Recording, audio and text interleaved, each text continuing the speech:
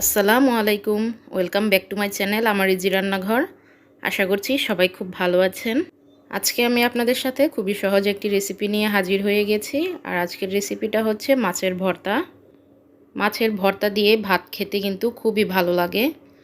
আজকের রেসিপি ভালো লাগলে প্লিজ ভিডিওতে একটি লাইক করবেন। চলুন তাহলে এই রেসিপিটি দেখে নিই। আজকে মাছের ভর্তা তৈরি করার জন্য আমি বাটা মাছ নিয়েছি 3টি। আপনারা যে কোনো মাছ দিয়ে এই ভর্তাটা তৈরি করতে পারবেন। মাছগুলোকে আমি খুব ভালো করে ধুয়ে নিয়েছি। এখন এই মাছে দিয়ে দিচ্ছি 1/4 চা চামচ লবণ আর 1/4 চা চামচ হলুদের গুঁড়া দিয়ে খুব ভালো করে মাছগুলো মেখে নিচ্ছি। এখন আমি মাছগুলো ভেজে নেওয়ার জন্য চুলায় একটা প্যান বসিয়ে দিয়েছি আর এই প্যানে দিয়ে দিচ্ছি 3 টেবিল চামচ রান্নার সয়াবিন তেল। তেলটা একটু গরম হয়ে আসলে এর মধ্যে আমি বাটা মাছগুলো দিয়ে দিচ্ছি। মাছগুলো ভাজার সময় কিন্তু তেলে দেওয়ার সাথে সাথেই নাড়াচাড়া করা যাবে না, তাহলে কিন্তু মাছগুলো ভেঙে যাবে। চুলার আঁচ মিডিয়ামে রেখে একটা মাছ 1.5 থেকে 2 মিনিট যখন হয়ে যাবে তখন উল্টে দিতে হবে। এখন আমি মাছগুলোকে উল্টে দিচ্ছি।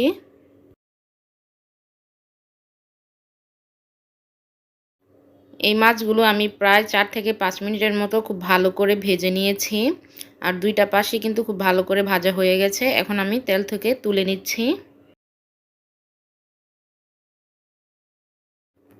মাছগুলো তেল থেকে তুলে নেওয়ার পর অবশিষ্ট যেই তেলটুকু থাকবে সেই তেলেই আমি দিয়ে দিচ্ছি 10-12টি আস্ত শুকনা মরিচ। এখন এই শুকনা মরিচগুলোকে আমি চুলার আঁচ মিডিয়াম লোতে রেখে একটু সময় নিয়ে কালচে করে ভেজে নেব। আপনারা শুকনা মরিচের পরিবর্তে কাঁচা মরিচ কুচি করেও কিন্তু এই ভর্তাটা তৈরি করতে পারবেন। শুকনা মরিচগুলো ভাজা হয়ে গেছে, আমি তেল থেকে তুলে নিচ্ছি।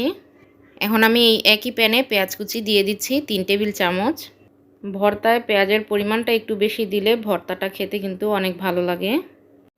এখন আমি চুলার আঁচ মিডিয়ামে রেখে এই পেঁয়াজগুলোকে 2 মিনিটের মতো ভেজে নেব, যাতে করে পেঁয়াজের কাঁচা গন্ধটা চলে যায়।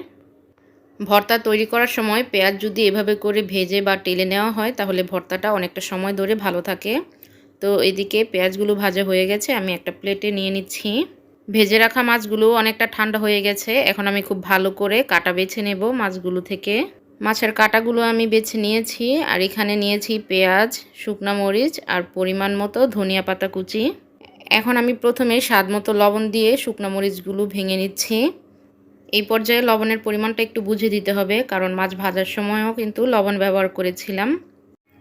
শুকনা মরিচগুলো খুব ভালো করে ভেঙে নেওয়ার পর এখন আমি এই সব কিছু মেখে নিচ্ছি। সব কিছু খুব ভালো করে মেখে নেওয়ার পর এখন আমি এই পর্যায়ে দিয়ে দিচ্ছি 2 টেবিল চামচ সরিষার তেল। ভর্তা তৈরিতে সরিষার তেল ব্যবহার করলে কিন্তু ভর্তা থেকে খুবই সুন্দর একটা ঘ্রাণ বের হয় আর ভর্তাটা খেতেও অনেক ভালো লাগে।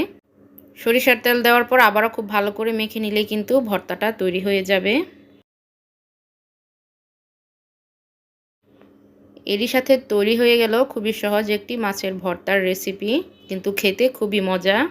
রেসিপি ভালো লাগলে প্লিজ কমেন্ট বক্সে কমেন্ট করে জানাবেন। যারা আমার চ্যানেলে নতুন এসেছেন তারা প্লিজ চ্যানেলটি সাবস্ক্রাইব করে বেল আইকনটি অন করে দেবেন, যাতে করে আমি নতুন কোনো রেসিপি আপলোড করলেই সবার আগে রেসিপিটি আপনার কাছে চলে যায়। আর ইতিমধ্যেই যারা সাবস্ক্রাইব করে ফেলেছেন তাদেরকে অসংখ্য ধন্যবাদ। আজকের জন্য বিদায় নিচ্ছি। আল্লাহ হাফেজ।